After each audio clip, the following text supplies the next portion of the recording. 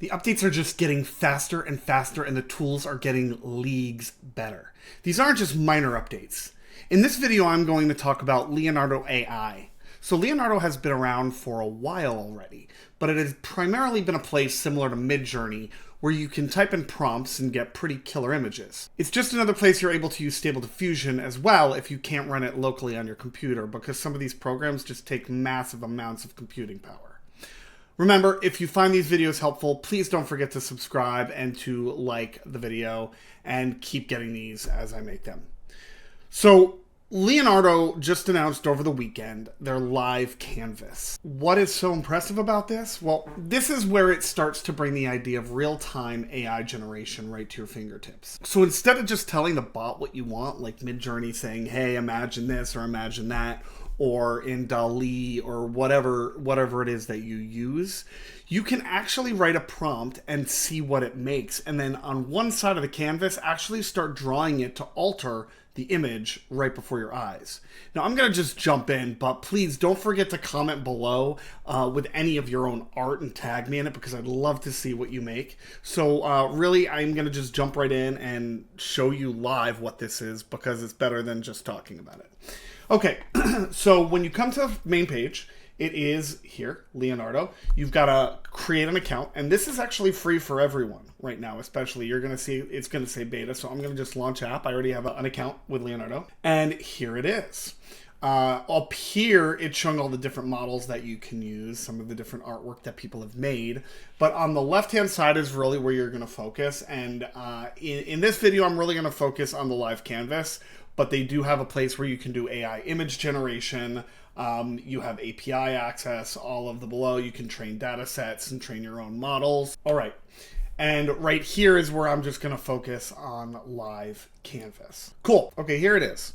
So when you come to the page, you're going to see a pretty simple user interface. What you're going to see is on this side of the screen, this is where you can actually just start drawing and winging it. Here is where the image is going to generate. Below is where you are going to see the prompt that you are going to write. And here are all the settings that I'm going to get into in a little bit as I go. But I'm just going to start typing. So let's try making a badass monkey. Let's call him, let's say he's going to be a gorilla. See as I do this, it's generating on the right-hand side. It's pretty impressive. So that's a badass gorilla. Let's call him a badass happy gorilla. All right. Wearing sunglasses. Riding a motorcycle. Through the city. Come on, guys. Right? The wind blowing through his hair.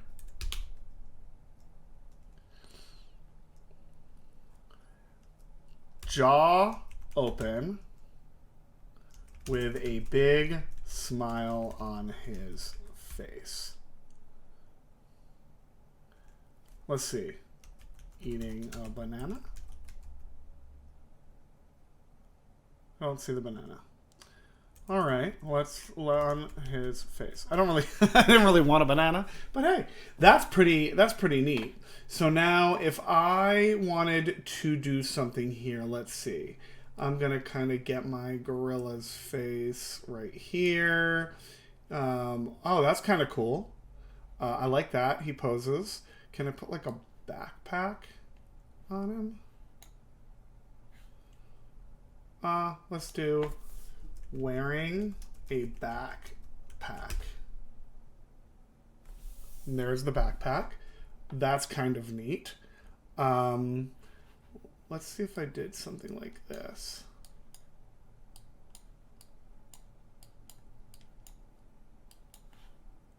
And say, pack. The sun is shining bright. Oh, there you go. So now I see the sun shining bright. That's kind of cool. What if I wanted to do through, instead of a city, through the country. And what if I did wide shot of a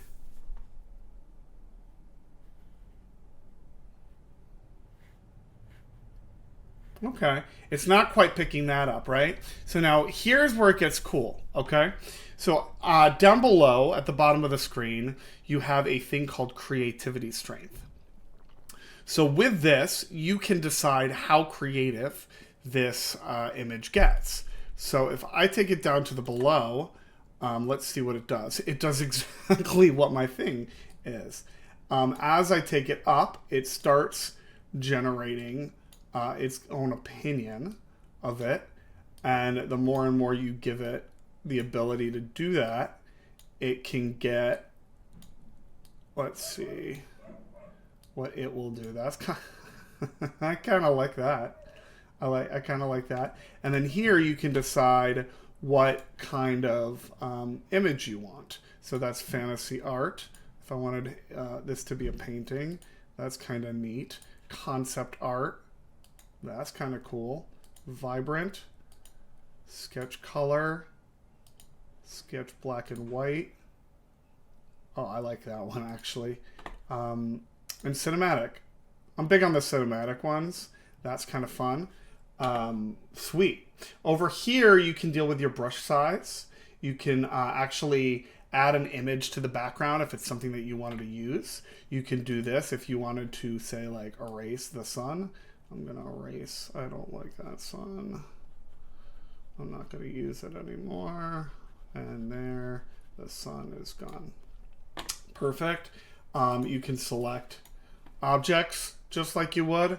Again, it's pretty simple to use, right? So that's it. And all you have to do is you can literally type a prompt, see if the picture is leading in that direction, start changing it around.